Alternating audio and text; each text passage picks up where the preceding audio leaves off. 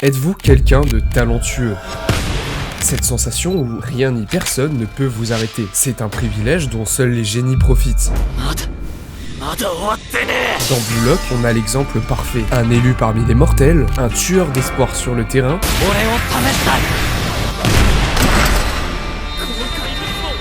mais la réalité va très vite le rattraper. Laissez-moi vous présenter le cas Nagi Seishiro.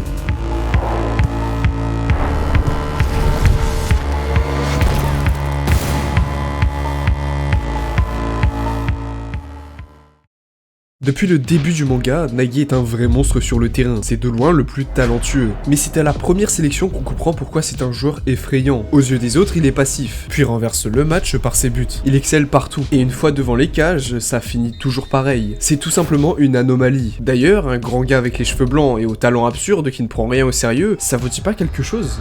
Pourtant, quand on s'intéresse à lui et son spin-off, on se rend compte que Nagi Seishiro est peut-être plus que juste le génie flemmard de Blue Lock. Alors oui, son niveau est inégalé, et la seule chose qui semble le limiter, c'est son ennui profond pour ce sport. C'est paradoxal quand on sait qu'on est au Blue Lock, l'endroit pour créer le meilleur attaquant du monde. Ce n'est pas seulement le foot qui l'ennuie, mais absolument tout. La moindre action du quotidien comme marcher ou manger suffit. Tout ce qui demande un peu d'attention, ça devient tout de suite relou.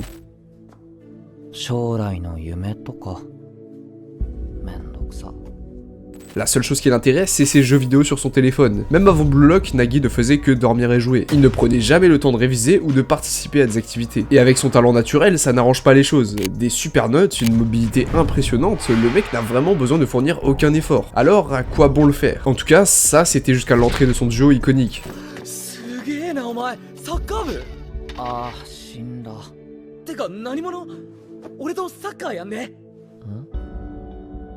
Mikage Reo, le riche héritier d'une entreprise multimilliardaire. Il déteste la voie toute tracée qui lui est destinée, alors il a trouvé sa passion dans le foot. Et lors de sa première rencontre avec Nagi, il remarque directement son potentiel de génie. Sauf que Nagi, c'est Nagi, donc il cherche à le pousser à l'effort, mais ça marche seulement par le chantage. La vérité, c'est que le concept même de travail lui est inconnu. Personne ne lui a jamais appris à se surpasser. Parce que oui, Nagi n'a pas vraiment eu de proches avant Reo. Il a des parents complètement absents qui ont l'air d'avoir été émotionnellement très distants avec lui. Ils ne lui ont jamais permis de s'épanouir complètement. Tout ce qu'ils font, c'est lui donner de l'argent pour survivre au lycée. Après, il a pas vraiment d'amis non plus. Lorsqu'il est rentré dans son lycée, il ne fréquentait personne. Et si Reo ne l'avait pas trouvé, il aurait sûrement fini l'école seul. Enfin si, il a Choki, son cactus.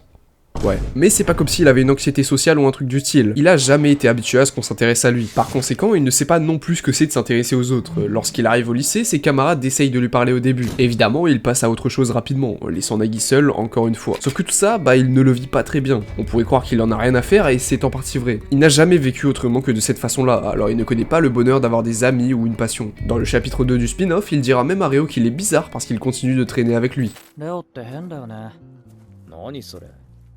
お前に言われたかねえけど。だって俺と一緒にいるのめんどくさがらないから。全然許容範囲。つうかお前といると楽しいからな。 C'est comme s'il n'avait connu que la solitude et le malheur. Alors pour lui, ça devient la norme. La situation qu'il vit, en fait, il est loin d'être la seule à la ressentir. Ça porte même un nom, la dépression. Alors vous allez me dire que j'abuse et que Nagi n'est pas dépressif, il est juste ennuyé parce qu'il est doué. Mais ça ne serait voir que la face visible du problème. Manque de passion et d'énergie, isolement, grande tristesse, tout ça c'est déjà des symptômes flagrants. En plus de tout ça, on a aussi son appétit diminué, il ne mange jamais à part des chips en classe. On a juste à voir le steak qu'il ne finit même pas, alors que c'est le plat le plus prestigieux du Blue Lock. Nagi est aussi incapable de prendre des décisions, c'est Reo qui les prend toutes pour lui. Allez savoir pourquoi, mais la thématique de la mort est constamment rattachée à Nagi. La mort, ça représente la fin, et ça colle très bien avec sa dépression. Hors du fait que son aura est dessiné avec un squelette, ses cheveux blancs et son regard vide peuvent aussi faire penser à la mort. Quand on le voit avec d'autres personnages, Nagi ne semble pas venir du même monde. Et ça se ressent encore plus avec son style de jeu. En anglais, on utilise l'expression kill the ball pour les amortis du ballon, dans le sens où ça tue l'élan d'une passe ou d'un tir. Et c'est vraiment devenu un expert de cette technique, au point où ça en est devenu son arme. Nagi peut l'utiliser devant les cages pour marquer un but. Il n'y a presque aucun passage dans l'œuvre où Nagi rate un tir, à l'inverse d'un autre égoïste. Mais lui, on y reviendra plus tard. Dans le spin-off, on rencontre ce gars qui s'appelle Hiragi. C'est le principal antagoniste du 3 contre 3 de la deuxième sélection et il va proposer de faire un tarot avec nos héros. Chaque carte qu'il tire porte une signification personnelle. Shigiri, le diable, qui symbolise la ruine et bien sûr fait référence à sa blessure. Baro, le pendu, qui va devoir gérer son ego sous peine de s'autodétruire. Et enfin Nagi, la mort. D'après notre voyante, ça symbolise la séparation et la fin. Évidemment, ça reflète en premier lieu sa relation avec Reo. La trahison perçue a cassé leur duo iconique. 俺が潔のチームに入る。え？は？それならいいでしょ。何言ってんだよナギ。お前俺と組むのはマストだろ。どういうつもりだよ。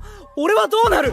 Et depuis, ils sont tous les deux solos. D'ailleurs, Ryo mérite à lui seul une vidéo entière tant ce personnage est intéressant à aborder. Donc pour qu'elle arrive plus vite, faites comme Nagi et allumez ma flamme, likez et abonnez-vous. Lors du match entre le Manshine et les Ubbers à la Neo Egoist League, Barreau dit ça. Va crever et reviens, loser. C'est pas avec cette imitation d'ego que tu pourras t'en sortir au niveau mondial. Même s'il était la mort des premières sélections, c'est lui maintenant qui doit s'éteindre pour mieux renaître. En parlant de Barreau, il a quelque chose de spécial dans sa relation avec Nagi. Dès leur affrontement, lors de la première sélection, ils se sont immédiatement détestés, mais ça va bien plus loin que ça. Regardez cette cover. Maintenant, regardez toutes les autres du spin-off. C'est la seule où Nagi fait directement face au joueur qu'il affronte, comme si Barreau était son rival. Et quand on y réfléchit, ça fait sens. Déjà, par leur chara design, les deux sont totalement opposés. L'un a les cheveux blancs et rabattus, il est tout fin et a la posture courbée, l'autre a les cheveux noirs, debout et a le corps d'un athlète. On peut également le voir dans leur regard. Il est souvent dit que les yeux sont la vitrine de l'âme. Ceux de Nagi sont totalement vides et sans émotion, tandis que ceux de Barreau sont remplis de rage et d'agressivité. Kaneshiro a voulu dès la création des personnages en faire de parfaits rivaux, et ça se ressent même dans leur personnalité. Nagi ne fait rien, Barreau est proactif. Nagi est complètement dépendant, Barreau déteste se reposer sur les autres, et la liste est encore longue. Mais plus que tout, Barreau est le joueur avec le plus d'ego dans le Blue Lock, tandis que Nagi a du mal à trouver ce qui le motive, à trouver un rêve. Mais c'est quoi exactement un rêve? Pour Izagi, c'est de devenir le meilleur attaquant du monde. Pour Rin, c'est de mourir sur le terrain face à un adversaire à sa taille. À partir de là, je pense qu'on peut dire qu'un rêve est la satisfaction de son plus profond désir. Mais du coup, c'est quoi les désirs de Nagi? Devenir le meilleur joueur? Pas vraiment, il n'y tient pas tant que ça. Gagner la Coupe du Monde? Ça, c'est plus le rêve à Ryo. Après le match contre Rin dans la seconde sélection, Yoichi est sélectionné et Nagi retombe à l'étape d'avant. Et c'est à ce moment-là qu'il trouve un vrai objectif. La seule chose qui le poussera jusqu'à maintenant, c'est de battre Izagi. Durant la Neo Egoist League, lors du match opposant le bastard de Manshine, Nagi sort la meilleure performance qu'il n'a jamais faite.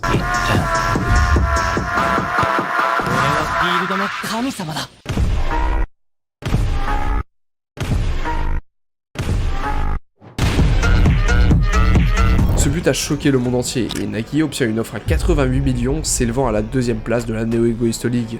Et avec lui, notre génie a enfin rempli son objectif. Izagi a été dévoré. C'est beau d'accomplir ses désirs et de donner vie à ses rêves, mais qu'est-ce qu'on fait ensuite? Il va passer le reste de l'arc à répondre à cette question, sans succès. Il est incapable de rêver plus grand que cette victoire contre Izagi. Là où les autres rêvent tous de succès mondiaux, lui, il veut juste battre un adversaire. Pas comme Rin qui veut détruire son frère qui est de classe mondiale, non. Juste un rival du bloc. Alors quand ça arrive, il est perdu et ne peut plus rentrer dans le flow. Parce qu'encore une fois, on ne lui a jamais appris à rêver. Tous ses sentiments, il les a appris à Blue Lock. C'est là-bas qu'il a appris la frustration et le dépassement de soi. Mais au final, c'est son talent qui est mort avec ce rêve. Et ça, Izagi l'avait déduit lui-même avec son concept d'esprit du héros. Pour atteindre le flow, il faut un défi adapté. Nagi, lui, c'était de le battre. Et c'est pour ça qu'il ne l'atteint pas quand il joue avec la mentalité du Manshine. Parce que jouer de manière créative, ce n'est pas son réel but. Mais une fois que l'objectif est atteint, le flow s'en va. Et Nagi était satisfait de cette victoire, bien qu'elle soit éphémère. Donc il n'a pas pu retrouver cette envie de se dépasser. Mais il n'est pas le seul responsable de cette chute. Il faut maintenant qu'on parle de Ryo, parce qu'on ne peut pas comprendre Nagi si on ne s'intéresse pas à leur relation. On l'a dit tout à l'heure, mais il est en dépression, ou du moins l'été. Mais au chapitre 300, notre génie nous révèle qu'au Blue Lock, il se sentait enfin heureux. Même au moment de leur rencontre, ça a tout de suite collé entre eux. Ryo voulait jouer au foot et gagner la Coupe du Monde, et a embarqué Nagi. Il continue de traîner avec, car c'est le seul qui s'intéresse vraiment à lui. Même si c'est pour son talent, on sait que leur lien se développe au-delà de ça. Sauf que notre génie, il n'a jamais connu ça avant, mais Ryo a persisté à lui donner de l'affection. Lorsqu'ils arrivent au Blue Lock, leur duo se développe encore et encore. On peut voir par moments que même si le fait de jouer l'ennui, et qu'il dit tout le temps que ça l'arrangerait si son ami le lâchait, il est quand même prêt à le suivre pour ne pas le perdre. Évidemment, c'est toujours Ryo qui va diriger et Nagi se contente juste de marquer. C'est justement ça qui pousse Barreau à le traiter d'esclave. Même si ça plaît pas vraiment à notre génie, faut quand même avouer qu'il a pas tout à fait tort. Jusqu'à ce moment fatidique, la défaite contre Izagi.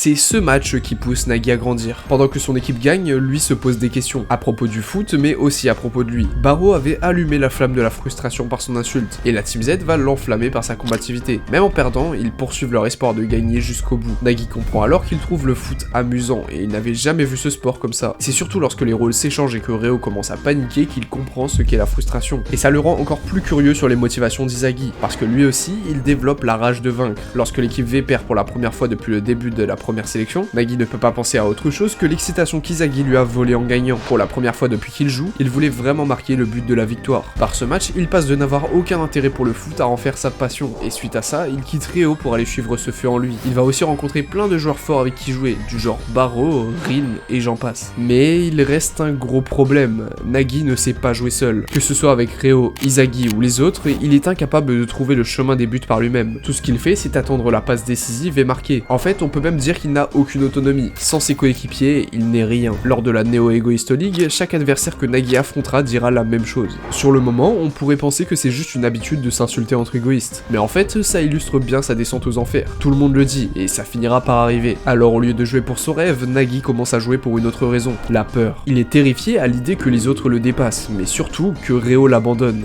もししばらく帰ってこれなかったら、水やりだけよろしく、バーヤさん。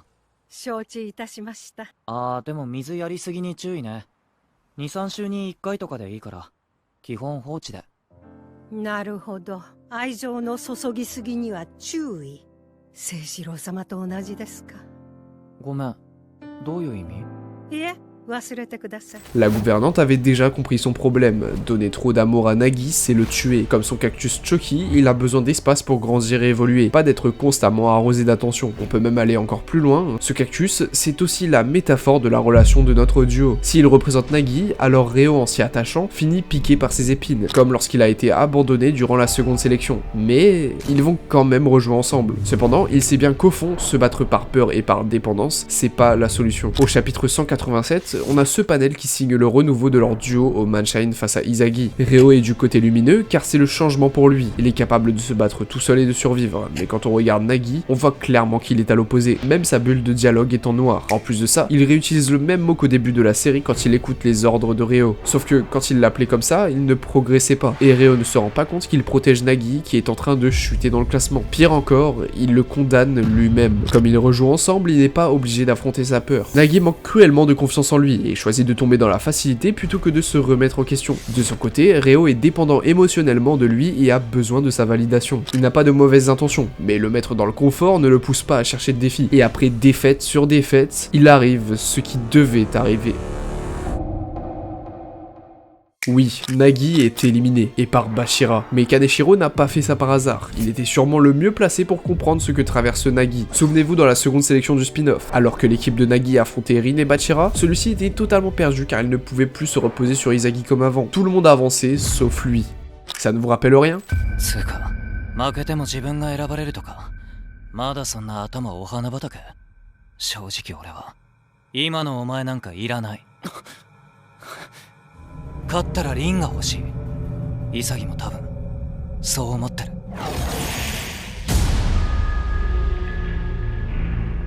負けたら俺は選ばれない。そしたら潔ともリンとも一緒にサッカーができない。嫌だ嫌だ嫌だ嫌だ。それだけは Les deux étaient terrifiés, mais Bashira a réussi à surmonter cette peur et trouver son propre ego. C'est pas le cas de Nagi. Son expulsion a choqué absolument tous les fans. Ego le dit lui-même, sa satisfaction l'a tué et le confort de Ryo lui a retiré ce désespoir pour renaître. Nagi croyait trop en son talent. Il pensait que ça suffirait et ne voulait surtout pas perdre tout ce qu'il avait. Mais maintenant, il ne peut que rentrer chez lui. Dans le chapitre 302, il semble que la vie ait repris son cours. Il dort comme avant, mange comme avant et est flemmarde comme avant. Nagi se convainc que le foot est derrière lui, mais il ne peut pas se mentir à lui-même aussi facilement. Toute cette passion qu'il a ressentie, ça l'a changé à jamais. Un retour en arrière est impossible. Ça marche comme ça au Blue Lock.